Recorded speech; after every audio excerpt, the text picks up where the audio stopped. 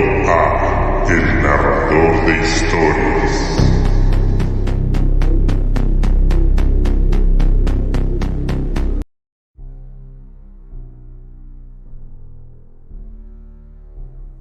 Buenas noches, queridos narraescuchas. Antes de comenzar, si esta historia llega a tocarte, si te incomoda, si te hace pensar, te pido algo sencillo.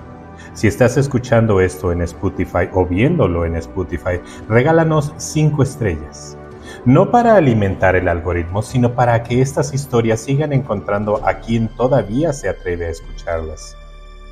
Y si estás en YouTube, suscríbete, comparte este episodio, porque hay relatos que no deberían quedarse en silencio. Si tienes una historia o quieres contarnos tu experiencia o algo que te haya sucedido, escríbenos al WhatsApp del Narrador de Historias. El número aparece ahora en pantalla. Y para quienes nos escuchan con audífonos puestos y la luz apagada, el número te espera en la descripción de este episodio. Hoy comenzamos una nueva serie no de leyendas, no de ficción, sino de casos documentados donde la fe, la medicina y el miedo chocaron. Y nadie salió ileso. Esta serie se llama Posesiones. Aquí no vamos a decirte en qué creer. Vamos a narrarte lo que ocurrió, lo que fue registrado, lo que quedó escrito y grabado, incluso cuando ya no había nadie que pudiera defenderse. Y para comenzar esta serie no podíamos hacerlo con otro caso, porque esta historia no solo dejó grabaciones, dejó un juicio, dejó responsables y dejó una pregunta que sigue sin respuesta. Tal vez no conozcas su nombre real, pero es muy probable que reconozcas su historia, porque este caso inspiró una de las películas de exorcismo más conocidas del cine moderno, El exorcismo de Emily Rose. Solo que la versión cinematográfica suavizó muchas cosas, cambió nombres, cambió tiempos y sobre todo, cambió el final. Esta es la historia real, la que no terminó cuando se apagaron las cámaras, la que quedó registrada en cintas y en expedientes judiciales. Esta es la historia de Annalise Mitchell. Comencemos con la pregunta de quién fue Annalise Mitchell. Annalise Mitchell nació en 1952 en un pequeño pueblo de Baviera, Alemania. Creció en una familia profundamente católica, no por costumbre, por convicción. La oración formaba parte de la rutina diaria, la culpa también. Desde muy joven, Annalise aprendió que el sufrimiento podía tener un sentido espiritual, y esa idea se quedaría con ella para siempre. A pesar de la severidad del entorno, Annalise no era una niña problemática. Estudiaba, tenía amigos, soñaba con ser maestra. Quienes la conocieron la describen como tímida, reservada y profundamente obediente. Nada en esos años hacía pensar que su vida terminaría convertida en un expediente judicial. Todo comenzó en la adolescencia. Annalise empezó a sufrir episodios extraños, convulsiones, rigidez muscular, pérdidas de conciencia. Durante algunos ataques decía ver rostros deformes o escuchar voces que no podía identificar. Para ella no eran simples alucinaciones, eran presencias. Los médicos diagnosticaron epilepsia del lóbulo temporal. Más tarde, trastornos psicóticos asociados. Se le recetaron medicamentos fuertes, algunos controlaban los ataques, otros la dejaban ausente, desconectada, como si su cuerpo estuviera presente, pero ella ya no. Para la familia Mitchell, el diagnóstico no cerraba la historia. Annalise no solo enfermaba, decía sentir rechazo físico ante imágenes religiosas. Aseguraba que no podía entrar a una iglesia, que el olor del incienso le provocaba náuseas. Para los médicos eran síntomas, para su familia eran señales. En lugar de pedir alivio, Annalise comenzó a hablar de sacrificio. Decía que su sufrimiento podía redimir a otros, que cargar con ese dolor tenía un propósito. Nadie le dijo que no. Nadie le explicó que el dolor constante no siempre es una prueba de fe. A veces es una advertencia. Con el paso de los meses, los episodios se volvieron más frecuentes, más intensos, más difíciles de controlar. La medicación ya no bastaba. Annalise no solo sufría convulsiones, comenzó a aislarse. a dejar de comer con regularidad, a hablar cada vez más de castigo, de condena y de culpa. Para la familia Mitchell ya no se trataba únicamente de una enfermedad. Sentían que estaban perdiéndola y que nadie sabía cómo traerla de vuelta. Fue entonces cuando tomaron una decisión que cambiaría el curso de esta historia para siempre. Buscaron ayuda espiritual, no como un acto de fanatismo, sino como el último recurso cuando todo lo demás había fallado. Cuando la familia Mitchell pidió ayuda a la iglesia, la respuesta no fue inmediata, pero tampoco fue afirmativa. Durante años, la Iglesia Católica había endurecido los requisitos para autorizar exorcismos. La razón era simple. Demasiados casos podían explicarse por enfermedades mentales y demasiadas personas habían sido dañadas por interpretaciones erróneas. Annalise no fue la excepción. La primera respuesta fue un no. Pero la negativa no detuvo a la familia. Con el paso de los meses, Annalise empeoró. Los ataques se volvieron más violentos, más prolongados y cada vez más difíciles de justificar. Solo desde lo clínico, la familia volvió a insistir no una vez, varias veces a la iglesia. Pero para que un exorcismo pudiera siquiera considerarse, la iglesia exigía algo concreto: evidencia médica, informes, diagnósticos, historial clínico completo. Todo fue entregado. Epilepsia del lóbulo temporal, trastornos psicóticos, años de medicación, nada de esto detuvo el deterioro. Y ese fue el argumento central. La medicina ya había hecho todo lo que podía. En 1975, tras meses de evaluación, ocurrió algo poco común. El obispo Wurzburg concedió una autorización especial no para un ritual inmediato, sino para aplicar el ritual romano bajo condiciones estrictas. No sería un acto público, no sería continuo y no debía documentarse. 2 sacerdotes fueron asignados, no fanáticos, no improvisados, ambos con formación teológica y obediencia directa a la jerarquía eclesiástica. Su tarea no era demostrar una posesión, era evaluar si realmente existía algo que no pudiera explicarse con otros medios. El ritual romano no es una oración espontánea, es un texto antiguo, preciso, repetitivo, diseñado para confrontar sin provocar. Cada palabra tenía un orden, cada silencio una intención. No se trata de gritar, se trata de observar que responde. Las sesiones comenzaron de forma intermitente. No todos los días, no todas iguales, algunas duraban horas, otras se suspendían por el estado físico de Annalise. Nadie sabía cuántas serían, nadie sabía qué estaban a punto de registrar.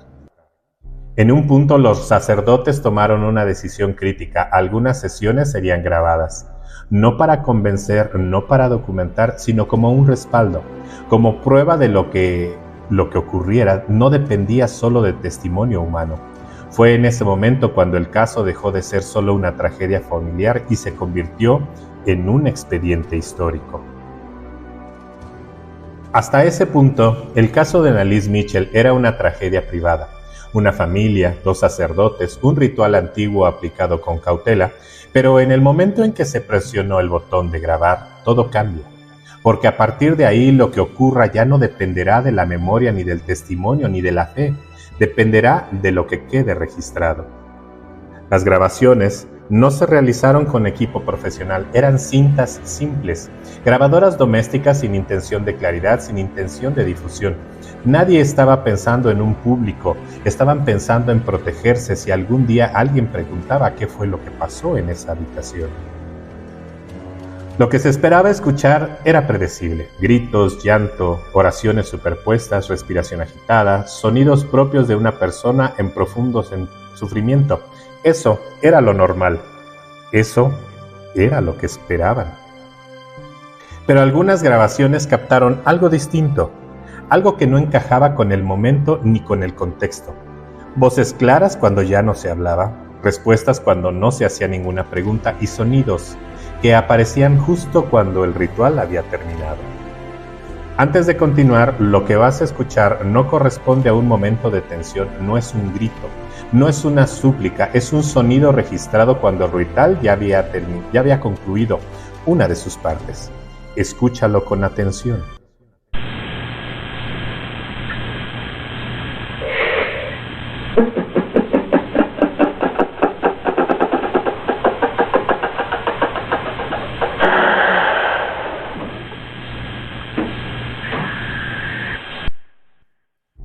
Esta risa fue registrada después de una sección completa del ritual romano, no durante una confrontación, no durante una oración intensa, después, cuando la habitación debía estar en calma, cuando nadie esperaba respuesta alguna. En las transcripciones no hay gritos de sorpresa, no hay interrupciones abruptas, solo anotaciones breves, pausas, silencios más largos de lo habitual, como si quienes estaban ahí entendieran algo que no sabían cómo explicar. Con el paso de las sesiones comenzó a notarse un patrón. Las voces no aparecían en cualquier momento, no surgían en medio del caos, surgían cuando el ritual hacía una pausa, como si algo esperara a ser escuchado y no interrumpido. A partir de ese momento ninguna grabación fue descartada, incluso las que parecían no contener nada, porque a veces lo más inquietante no es lo que se oye, sino lo que aparece después, cuando alguien vuelve a escucharlas. Fue en una de esas escuchas posteriores cuando ocurrió algo distinto. La voz no solo reaccionó, no solo se manifestó, con sonidos difíciles de explicar, la voz comenzó a identificarse. En algunos fragmentos lo hacían de forma directa, decía quién era, sin rodeos, sin metáforas. En otros no pronunciaba un nombre, pero hablaba de actos, de hechos, de historias que permitían reconocer a quién decía ser. Cuando se le preguntaba, no eran gritos al azar, eran respuestas, y todas quedaron registradas en cintas. A partir de este punto, querido narraescucha, vas a escuchar fragmentos en los que la voz se identifica, en algunos casos lo hará de forma explícita, dirá quién dice ser, en otros no pronunciará un nombre, pero describirá acciones, decisiones y hechos históricos que permiten reconocer a quién alude cuando se le pregunta. No estamos afirmando que estas identidades sean reales, estamos narrando lo que quedó registrado en las cintas. En este fragmento, la voz se identifica de forma directa, pero lo que vas a escuchar no es la totalidad de su manifestación, es solo un fragmento. La identificación completa aparece en las anotaciones posteriores de los sacerdotes que estuvieron presentes. Eignen Seminaren ausgebildet, wenn ich jetzt nicht auf die anderen Universitäten. ¿Kapiert? Klar. En este audio, la voz dice, tienen que formarse en sus propios seminarios, no se les permite ir a otras universidades, ¿lo entiendes? En este fragmento la voz no menciona su nombre, pero las transcripciones posteriores de los sacerdotes registran algo más amplio. Según estas anotaciones, la entidad se identificó como Judas Iscariote, no solo como el traidor, sino como alguien que hablaba constantemente de su condenación eterna. En las notas se consigna que gritaba frases como «Estoy condenado por la eternidad. Si pudieran imaginar lo que es estar condenado por la eternidad». Y añadía «Yo lo traicioné». De acuerdo con estos mismos registros, la voz afirmaba no querer abandonar el cuerpo de Annalise, no por poder, sino porque allá abajo es demasiado atormentador. Aquí, Judas no aparece como una figura orgullosa, aparece como alguien atrapado en la culpa y el castigo, no ejerciendo autoridad, sino huyendo de su propia condena. La siguiente voz, en identificarse, es directa y breve. No hay discurso, no hay justificación, solo una confesión ligada al primer asesinato registrado en la tradición bíblica. Escuchemos.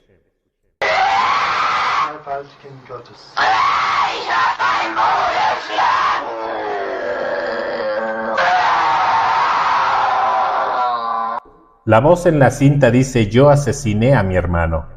En las transcripciones posteriores, los sacerdotes anotan una frase aún más explícita: maté a mi hermano y estoy ardiendo. En alemán, ich werde meinen Bruder erhassen. Caín, según el Génesis, es el primer fratricida, el primer hombre que derramó sangre humana por envidia, el primero marcado no solo por el castigo, sino por la culpa permanente. Aquí la voz no se defiende, no culpa a nadie más, no intenta explicar por qué lo hizo, solo afirma el acto y el sufrimiento que dice estar viviendo como consecuencia. Si Judas habla desde la condena eterna, Caín habla desde el fuego de la culpa, no como advertencia, sino como recuerdo de que hay actos que una vez cometidos no pueden deshacerse. La siguiente voz, en este caso, la identificación no ocurre solo por el nombre, ocurre por el contexto histórico al que la voz es obligada a responder. Bajo la presión del ritual, la entidad no habla de sí misma, habla de aquello que más odió en la vida. Escuchemos. Ich bin Nero. Ich bin der Dritte im Bunde. Noch mehr. En el fragmento la voz no se presenta como una figura caída, sino como un pecador arrepentido. Se presenta con ira, con desprecio y con una hostilidad dirigida específicamente hacia la Iglesia. Según las transcripciones de las sesiones, cuando se le obliga a hablar sobre la Iglesia moderna, la voz gritaba frases como «los obispos holandeses son herejes» y «deberían seguir el mensaje de Fátima».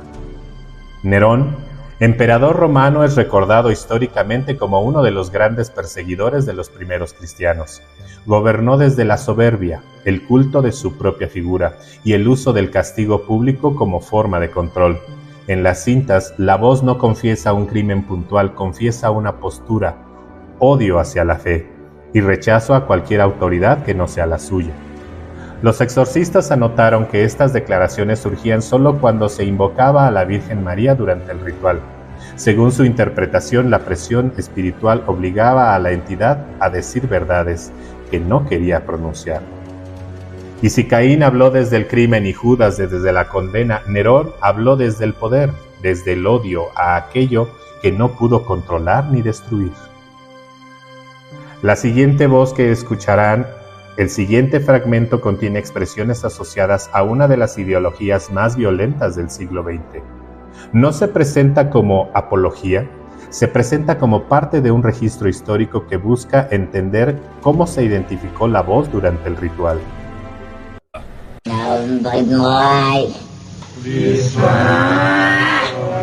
Der steckt darin, der drinnen. Der das ganze Deutschland verführt, oder? Ja, der ist da noch drinnen.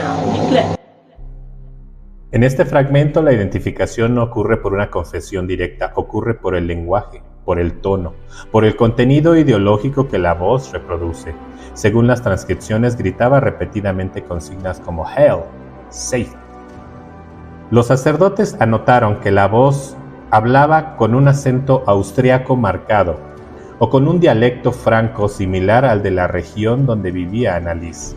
Este detalle causó controversia. Para algunos podría tratarse de una imitación, para otros reforzaba la identificación de Adolfo Hitler, que él nació en Austria y conoció por su oratoria recargada de odio y desprecio.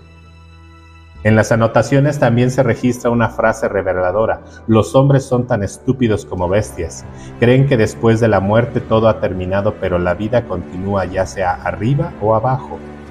Aquí la voz no habla de guerra, habla de desprecio, de superioridad, de la misma lógica que permitió deshumanizar a millones. Si Nerón habló desde el poder absoluto, este habló desde la ideología, no como un castigo individual, sino como la encarnación de una mentalidad que convirtió el odio en sistema. La siguiente voz, a diferencia de los nombres anteriores, el siguiente no pertenece a un emperador ni a una figura bíblica central, pertenece a alguien que ocupó un lugar sagrado y lo perdió. La identificación aquí no viene del poder ni de la ideología, viene de la confesión. Escuchemos.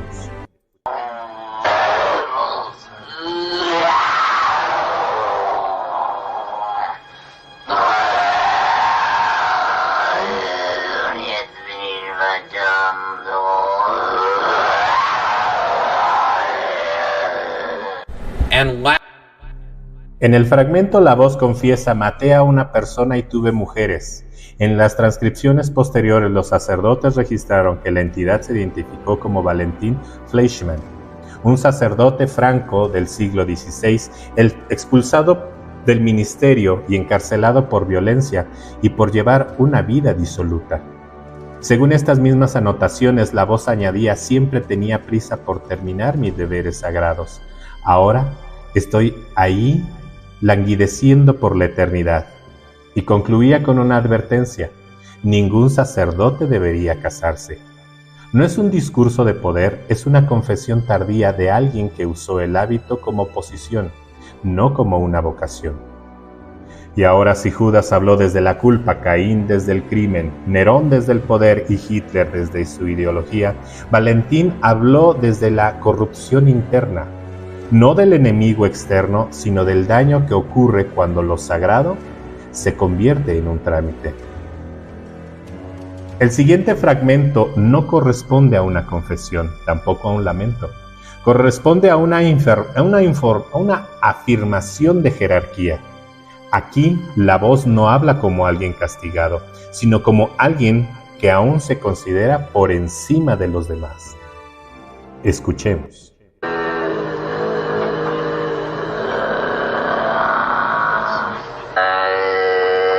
Im Namen deines seligen Jungfrau, im Namen Jesu, befehle ich dir auszufahren. En el fragmento que acabas de escuchar, la voz no suplica, no se disculpa. Se presenta como autoridad. Según las transcripciones completas de las sesiones, está identificada como Lucifer y afirma ser el líder de las otras presencias manifestadas durante el ritual. En los registros escritos se consignan declaraciones como estas: yo quiero conquistar la tierra para mí, la mayoría ha abandonado al Nazareno, yo soy el más alto allá abajo, San Miguel me arrojó allí.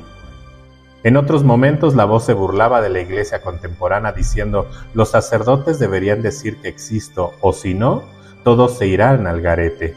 No como advertencia piadosa, sino como burla hacia una fe que según la voz había perdido autoridad. A diferencia de las otras entidades, Lucifer no habla desde la culpa, ni desde el castigo, ni desde la confesión. Habla desde la soberbia, desde la idea de que su caída no fue una derrota, sino un exilio, desde el cual aún pretende gobernar. Si los otros nombres narran pecados, este nombre narra una estructura, no el mal como algo aislado, sino el mal como un sistema. Y esa fue la última identificación registrada en las cintas, antes de que el caso entrara en su fase final. 6 nombres, 6 fragmentos, 6 declaraciones registradas en cinta, no como prueba de posesión, sino como evidencia de que algo respondió cuando fue confrontado.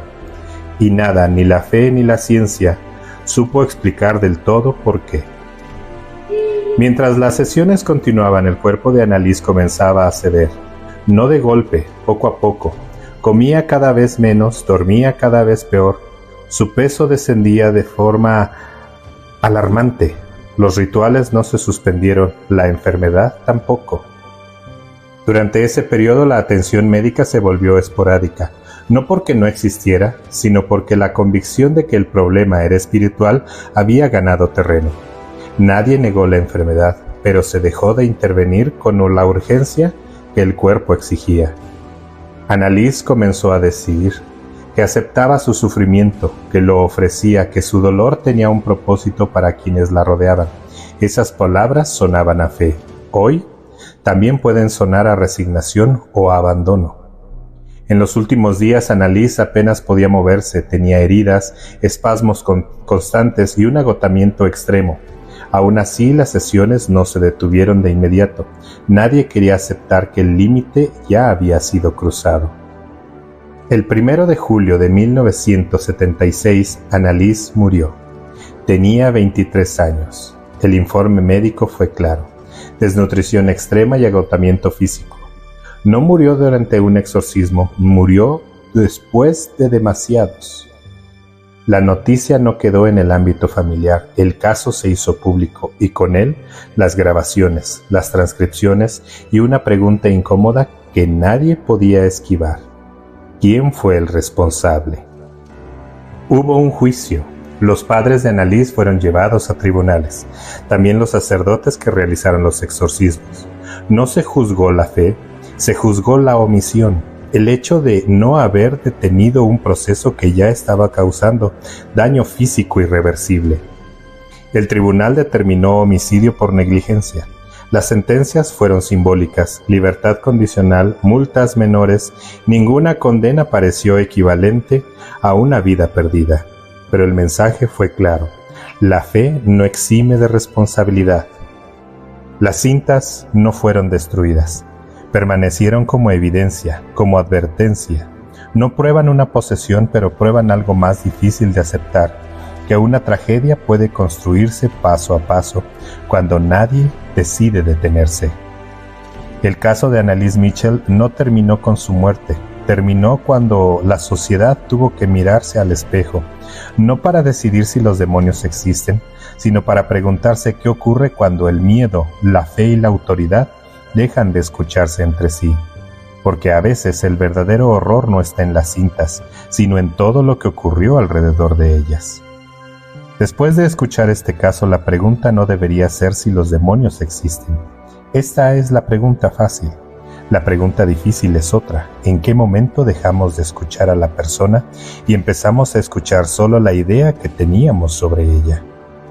En el caso de Annalise Mitchell hubo fe, hubo ciencia y hubo autoridad, pero no siempre hubo diálogo. Cuando una sola voz se impone sobre las demás, incluso con buenas intenciones, el resultado puede ser irreversible. Las cintas registraron voces, nombres, declaraciones inquietantes, pero no registraron el hambre, no registraron el cansancio extremo, no registraron el momento exacto en que debió decir hasta aquí.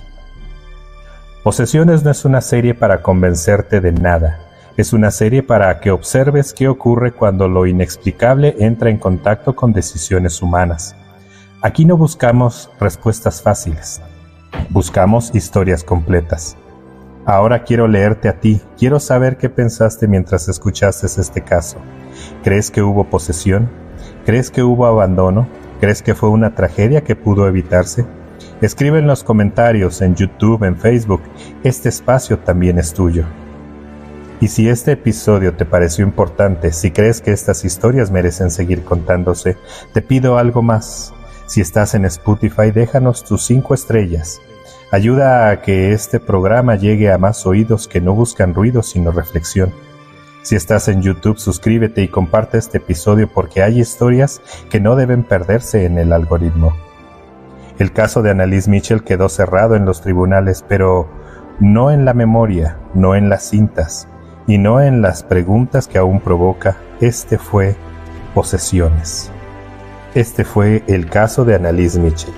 Yo soy el narrador de historias y te deseo buenas noches.